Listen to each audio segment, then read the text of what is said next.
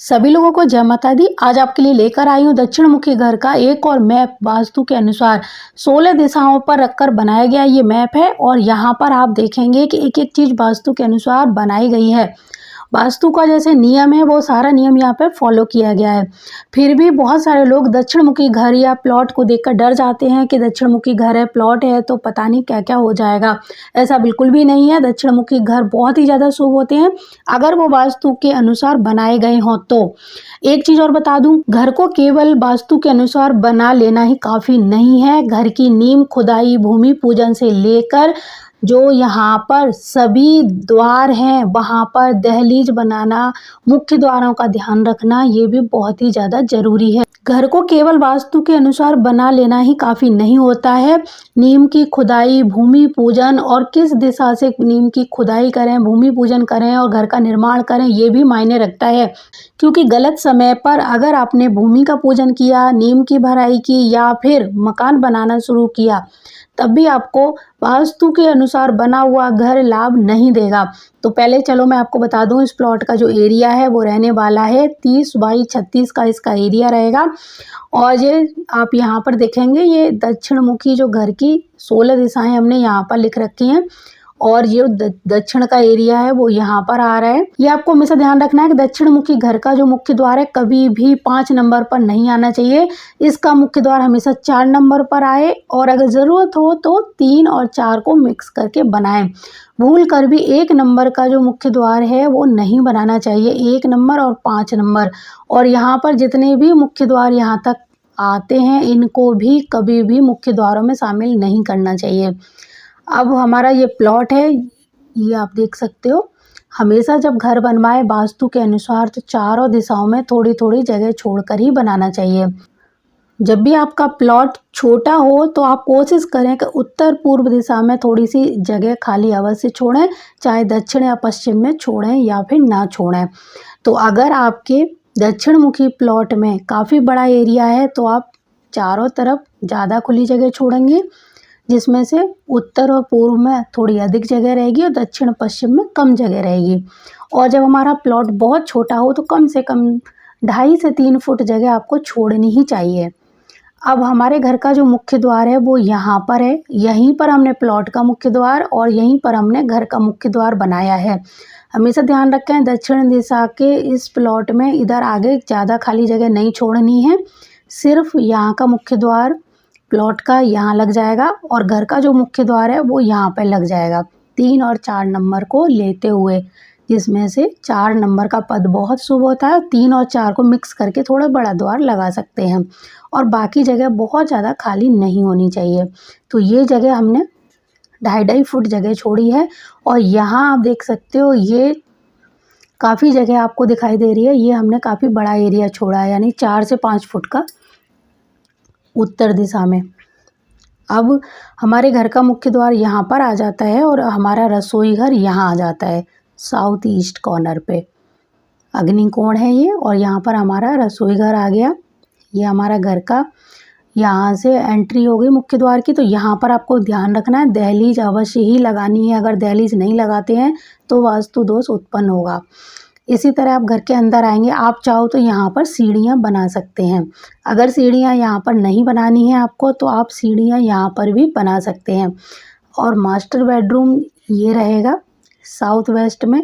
और ये आप जगह देख सकते हैं, ये इसी कमरे के अंदर एक कमरा छोटा सा बनाया गया है जहाँ पर अलमारी बनाई जाएंगी हैवी। यहाँ पर बड़ी बड़ी अलमीरा बनेंगे जिसमें आप अपना सामान रख सकते हैं। ये इसको अच्छे से बंद करेंगे। स्लाइड विंडो आजकल जैसे चलती है ना, उसी तरह स्लाइड ये अलमारियाँ हैं। और यहाँ पर हमारा जैसे रसोई का आप यहाँ पे द्वार भी दे सकते हैं, चाहो तो आप यहाँ भी दे सकते हैं। एक हमारी विंडो कह सकते हैं या फिर डोर कह सकते हैं, इस गैलरी के लिए खुला है। यहाँ पर आप भगवान का पूजा घर मंदिर बना सकते हैं। लकड़ी का मंदिर बहुत सुंदर बनेगा, यहाँ पे रखना चाहें तो रख सकते हैं।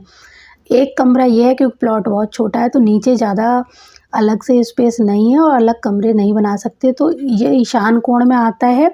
तो आप यहाँ पर भी पूजा घर बना सकते हैं इस कमरे में। ये बच्चों का या फिर बुज़ुर्गों का कमरा हो सकता है। इसके बाद में ये आपका पूरा एरिया खुला होना चाहिए बीच का। टॉयलेट बाथरूम हमारा WN जोन में आ रहा है, जिसमें से हमने वायव्य कोण को छोड़ा हुआ है। ये खाली जगह आप देख सकते हैं। तो आप इस तरह से घर का निर्माण कर सकते हैं। सीढ़ियाँ आप चाहो तो यहाँ बाहर से भी दे सकते हैं, यहाँ से भी बाहर से दे सकते हैं, इसीलिए हमने चारों तरफ जगह छोड़ी हुई है। सीढ़ियाँ अगर बनानी हो तो अग्नि कोण में भी बनाई जा सकती हैं। तो सीढ़ियों के लिए आपकी मर्ज़ी है, जहाँ चाहें वहाँ बनाएँ, लेकिन इस एरिया में सीढ़ियाँ ना बनाएँ। यहाँ से लेकर यहाँ तक सीढ़ियाँ ना बनाएँ। यहाँ पूरे एरिया में आप सीढ़ियाँ बना सकते हैं। छत के ऊपर पानी की टंकी आप यहाँ रख सकते हैं, इस एरिया में बिल्कुल भी नहीं रख सकते। और इस एरिया में तो भूल कर भी आपको पानी की टंकी छत के ऊपर रखनी ही नहीं है, और ना ही इस तरफ। और इस एरिया में टॉयलेट बाथरूम का निर्माण ना करें तो बहुत अच्छा रहेगा। टॉयलेट बाथरूम आपके यहाँ नीचे भी इधर ही होना चाहिए, छत के ऊपर भी इधर ही होना चाहिए, और सेप्टिक टैंक भी आपका इसी एरिया में होना चाहिए। बहुत ज़्यादा मजबूरी हो तब भी आप इन एरिया में सेप्टिक टैंक ना बनाएं तो ज़्यादा अच्छा है। सेप्टिक टैंक अगर इधर बनाते हैं तो इतना वास्तु दोष नहीं लगेगा, जितना कि आप इन एरिया में सेप्टिक टैंक बनाएंगे उनका दोष लगेगा। तो ये जब हमारी खाली जगह होती है इतनी, तो इसमें हम काफ़ी हद तक अच्छा निर्माण कर सकते हैं। और आजकल घर के अंदर सेप्टिक टैंक नहीं बन रहे हैं, सड़क पे बाहर जो नगर पालिका के बने होते हैं, तो पाइपलाइन हमारी जाती है और वहाँ जुड़ जाती है उन मेन होल से, तो आप वहाँ पर पाइपलाइन दे सकते हैं। घर के अंदर बनाने का झंझट ही खत्म हो जाएगा। तो हमारा मुख्य द्वार यहाँ पर आना चाहिए, ऐसे ऐसे ही जो लिखा है ना, इस एरिया में हमारे घर का मुख्य द्वार हो जब हमारा प्लॉट दक्षिण मुखी हो तो। और ये हमारा काफ़ी खुला एरिया है, यहाँ पर आप बोरवेल वगैरह बनाएं, नहीं तो छत के ऊपर जो बारिश का पानी आएगा उसको स्टोर करने का यहाँ पे छोटा सा टैंक ज़मीन के अंदर ज़रूर बनाइए, इससे आपको बहुत ज़्यादा फ़ायदा होगा। इस जगह को हमेशा ऊंचा रखिए, हैवी रखिए, वजनदार रखिए, और इस जगह को हमेशा हल्का रखिए, खाली रखिए, और यहाँ बहुत ज़्यादा चीज़ों का निर्माण ना करें। आप यहाँ पर जैसे ये दो आप विंडो देख रहे हैं, विंडो की जगह आप डोर भी दे सकते हैं यहाँ पर जाने के लिए। तो यहाँ आपको चारों तरफ से वेंटिलेशन मिलेगा, धूप मिलेगी, हवा मिलेगी जब आप इस तरह का घर बनाएंगे। और एक बात और, जब आपके इस तरफ किसी का प्लॉट हो, इस तरफ मकान हो या इस तरफ हो, तब भी ये घर आपको बहुत ज़्यादा लाभ देगा जब हम इस तरह से ओपन एरिया करके मकान बनाते हैं तो हमेशा वास्तु के अनुसार जब घर बनाएं तो किसी भी दिशा से डरने की ज़रूरत नहीं है। मेन चीज़ ध्यान रखनी है कि हमेशा लकड़ी के द्वार हों, मेन द्वार 2 पल्ले वाला होना चाहिए, मुख्य द्वार पर दहलीज लकड़ी की हमेशा बनानी चाहिए। लोग सीमेंट की बनाकर ही दहलीज बोलते हैं, ऐसा बिल्कुल भी नहीं करना है। लकड़ी की दहलीज यहाँ भी बनाएं, रसोई घर में भी बनाएं, टॉयलेट बाथरूम में, और जबकि हर कमरे में बने तो बहुत अच्छा, लेकिन मुख्य द्वार पर और रसोई घर और टॉयलेट पर तो बनाएंगे तो बहुत ही ज़्यादा अच्छा रहेगा। तो इस तरह आप अपने घर का निर्माण करिए, आपको बहुत ज़्यादा फ़ायदा देगा ये दक्षिण मुखी प्लॉट भी।